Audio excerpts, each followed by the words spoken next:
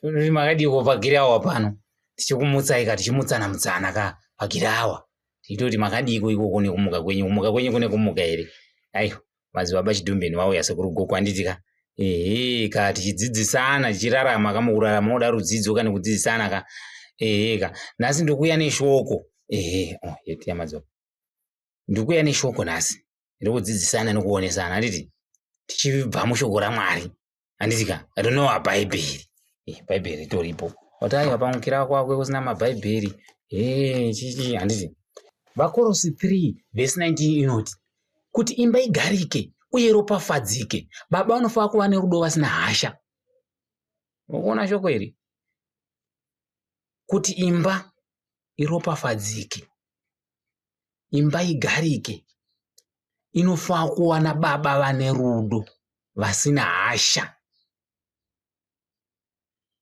Vakorosi 3 verse 19. Zvakare, imba inoumbiwa nemapfiwa matatu anoti baba, amai nemwana kana nevana. Pavatatu ava umwe nomwe ane zvaanofanirwa kuita kuti imba iyi igarike. Murikubata nyaya idzi? Pana baba, mai nevana.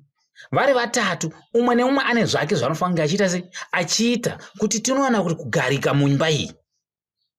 Bhaibheri rinoti iro, vakadzi zviisei pasi pevarume venyu sezvakafanira munashe. Vakorosi 3 verse 18 inotaura mashoko andokutaura nezvawaya. Vakorosi iripo pano yakorosi.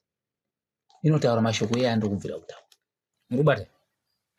Zvakare toya toti, varume idai vakadzi venyu murege kuva nehasha navo. Vakorosi 13 verse 19. Varume idai vakadzi venyu murege kuva nehasha navo. Vakorosi 3 verse 19. Zvakare toenda pakuti vana teererai vabereki venyu pazvinhu zvose nokuti ndizvo zvakanaka munashe. Vakorosi 3 verse 20 inotaura mashoko aya. Iri muvakorosi inotaura kuti vana teererai vabereki venyu pazvinhu zvose nokuti ndizvo zvakanaka munashe. Vakorosi 3 verse 20. Saka nababa shoko rinoti idai madzimai enyu, idai vakadzi venyu, murege kuva nehasha. Mwari akagara atozviziva kuti isu vana baba tinoda kukudziwa. Rukudzo toruda. Asi kuti tikudzike ka, unofanira kuva nerudo. Wobvisa hasha ka. Ukabvisa hasha unokudzika, ukabvisa hasha unodika. Handizvo? Tikabvisa hasha, vana mai vanoenda pasi pedu, vanozvininipisa, naivowo vana vanobva vatanga kuteerera. Urikubata? Ukasabvisa hasha idzi, vana baba, vana vanotanga kutiteerera. Vana mai vanozvininipisa, vana mai vanoendawo pasi pedu. Saka tiri kuti huyai muise murudo mudzimba dzedu kuti naiyewo Mwari agarewo futi pai mudzimba dzedu. Amukona? Kudzidza. Ngatibvisei hasha vana baba. Ngative nerudo. Vana, kwamurimi vana mavhara chikoro, teererai vabereki venyu. Bhaibheri shoko raMwari rinotaura izvozvo. Ukasateerera mubereki wako, Bhaibheri shoko raMwari rinokuranga. Mwari achakuranga zvisingaiti. Teererai vabereki venyu sokutaura kwaro kuita chinhu chese chinonzi mubereki ndiye baba, ndiye mai vako, ndiwe mbuya, ndiwo sekuru, ndoani.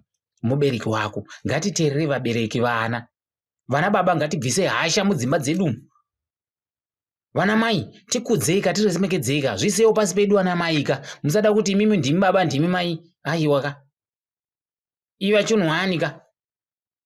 Vana mai zvidzorei pahasha apa. Zvidzoreiwo zvininipisei. Handi ndizvo? Stay creative. Subscribe, share and like. Ipaiwo vamwe shoko iri vadzidze, dzimba dzedu dzigarike. Handizvo?